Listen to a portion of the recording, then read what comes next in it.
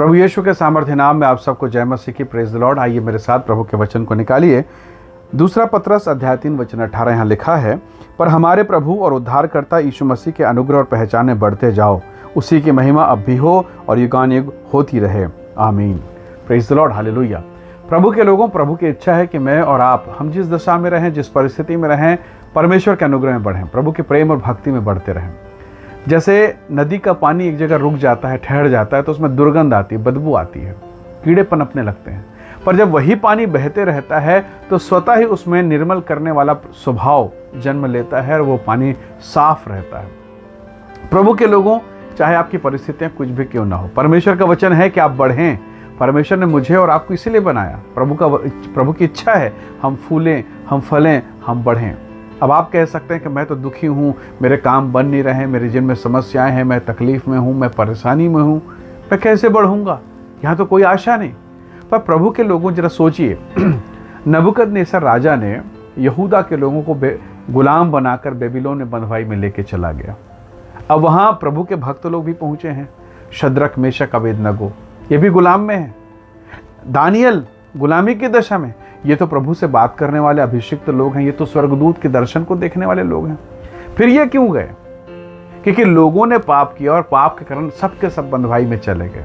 कहावत है, गेहूं के साथ जो घुन, मानो ये समझिए कि इनके चक्कर में ये भी चले गए। तो कई बार ऐसी दशाएं आती है जिसके कारण मैं और आप भी परेशानी में आ जाते हैं। पर प्रभु की इच्छा है अभी भी हम पहचान में बढ़ें।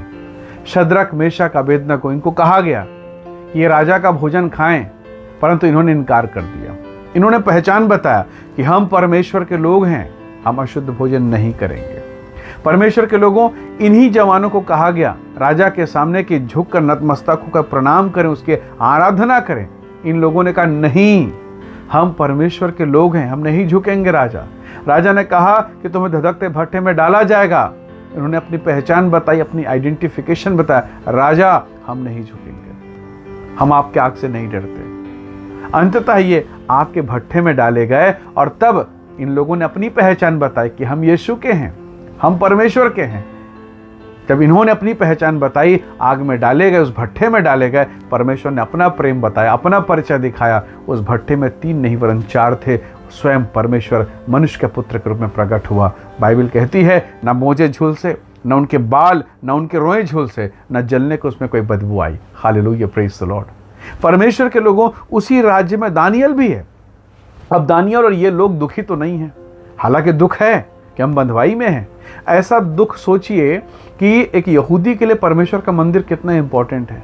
आज दानियल बंधुआई में है, गुलामी की दशा में, हालांकि एक अच्छे पोजीशन पर है, पर फिर गुलाम देश में, गुलाम जगह में है, वो गुलामी की परिस्थिति में है, वो ऐसे देश में जहां वो गुलाम की अवस्था में पाया जाता है। इतनी दुर्दशा कि उसने अपने घर के एक खिड़की को यरूशलेम की ओर खोल के रखा, उसी को खोल के यरूशलेम की तरफ खिड़की खोल के वो प्रार्थना करता था। कितना पीड़ादायक माहौल, कितनी विडंबना थी। परमेश्वर के लोगों, फिर भी वो प्रभु के काम में आनंदित है, प्रभु के भक्ति में आनंदित है, प्रभु के पहचान में है वो। और इसके कारण उसको सिंह के बीच में, सिंह के माथ में डाला गया, और तब भी वो मुकरा नहीं, प्रभु के साथ बना रहा। तो जब आप अनुग्रह में बढ़ते हैं, जब पहचान में, प्रभु के प्रेम में बढ़ते हैं, तो परमेश्वर भी आपके लिए रिस्क करेगा, आपके लिए रिस्क उठाएगा, आपको बचाएगा, आपको आशीषित करेगा, क्योंकि आप उसके पहचान में हैं।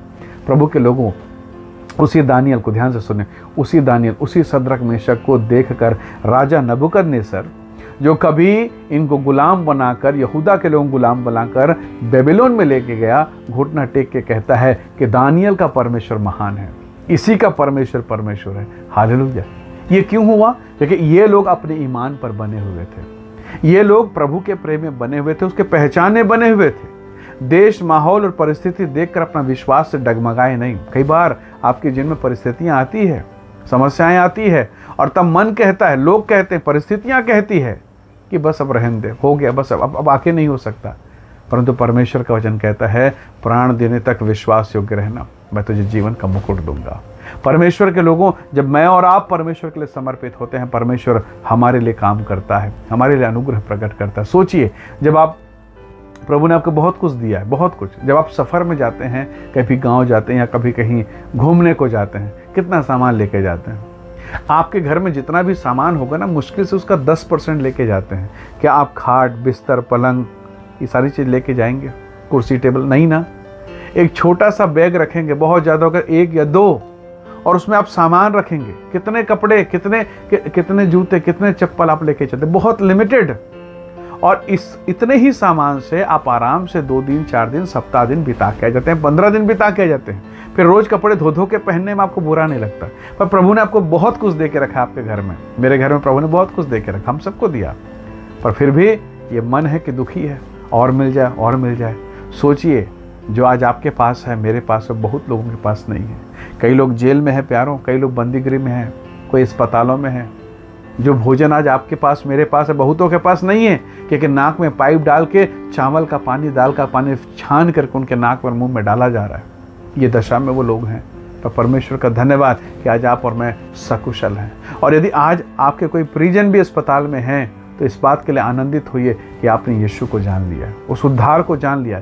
ये शरीर में पीड़ा तकलीफ हैं, बेबीलोन में भी था, इन प्रभु के दासों के जेल में था, पर पीड़ा के समय में भी वो प्रभु के पहचाने बढ़ते रहे। और एक समय आया जब परमेश्वर ने उन्हें ऊंचा उठाकर खड़ा किया। वही प्रभु आपको भी ऊंचा उठाएगा। वही परमेश्वर आपकी भी इच्छाओं को पूरा करेगा। वही परमेश्वर अपनी सिद्ध महिमा को आपके जीवन में पूरा करेगा। कब? जब मैं और आप उसके पहचान में बने रहें, उसके पहचान में बने रहें। यिर्मयाह, यदि आप यिर्मयाह के पुस्तक उसके 25वें अध्याय को, उसके 5 और 6 पद को पढ़िएगा, भविष्यवाणी करके, नबूवत करके उन गुलाम, उस देश में जो गुलाम लोग थे, उनको कहा कि आनंदित हो जाओ, मगन हो जाओ, शादी ब्याह करो, अपनी बेटियों का ब्याह करो, अपने बेटों का ब्याह करो, आनंदित रहो और प्रभु में मगन रहो, बढ़ते चले जाओ। आप गुलामी में रहें तो खाना खाना बंद मत कीजिए। जब आप गुलामी में रहें तो दुआ करना, प्रार्थना करना, उपवास करना बंद मत कीजिए। आनंदित रहिए प्रभु में, जिस भी परिस्थिति में आनंदित रहे। चाहे सामने सिंह बैठा है, दानियल तो आनंदित था, प्रभु के प्रेम में बना हुआ था। दानियल के सामने उस सिंह को चुप होना पड़ा। आपके सामने परिस्थिति खड़े हुई है, लोग खड़े हैं, प्रभु को देखिए। लोगों को प्रभु देख लेगा, परिस्थितियों को प्रभु देख लेगा। हालेलुया। लाल सागर सामने है ना, आप क्या कर सकते हैं? क्या आप जहाज बनाएंगे? क्या आप नाव बनाएंगे? या उस लाल सागर को छोड़कर कहीं और जाएंगे? परमेश्वर को देखें, लाल सागर अपने आप आपको रास्ता देगा। मुसीबतें आपके सामने से खुद हटेंगी। ये परमेश्वर का जीवित वचन है। प्रभु ने कहा है, मैं जगत के अंत तक सदा तुम्हारे साथ रहूंगा। सो आइए आज के सुबह हम प्रभु से कहें कि प्रभु मुझे ऐसा अनुग्रह दे कि मैं तुझे देखूं, तेरी ओर देखूं, और ये सारी परिस्थितियां मेरे पांव के नीचे से भाग नहीं पाए। निसंदेह प्रभु आपको आशीष देगा। आइए दुआ करें। सर्वशक्तिमान पिता परमेश्वर मेरे प्रियजनों को आशीष दे। जितने लोग इस वीडियो संदेश को देखते सुनते हैं, यीशु के नाम से आशीषित हों और उनके जीवन को आप अनुग्रह से परिपूर्ण करें। सारे रोग, बीमारी, दुर्बलता, व्याधियां दूर हो प्रभु, और अपने अनुग्रह, अपने प्रेम और पहचान में हम में से प्रत्येक को बढ़ाएं, आशीषित करें। गुलामी में, पीड़ा में हम बहुतों के लिए आशीष का कारण होने पाएं। प्रभु सहायता करें, आशीष दें। प्रभु यीशु के नाम से मांगते हैं, आमीन, आमीन। प्रभु आप सबको बहुत ऐसे आशीष दे। बहुत धन्यवाद। जय मसीह की। Praise the Lord.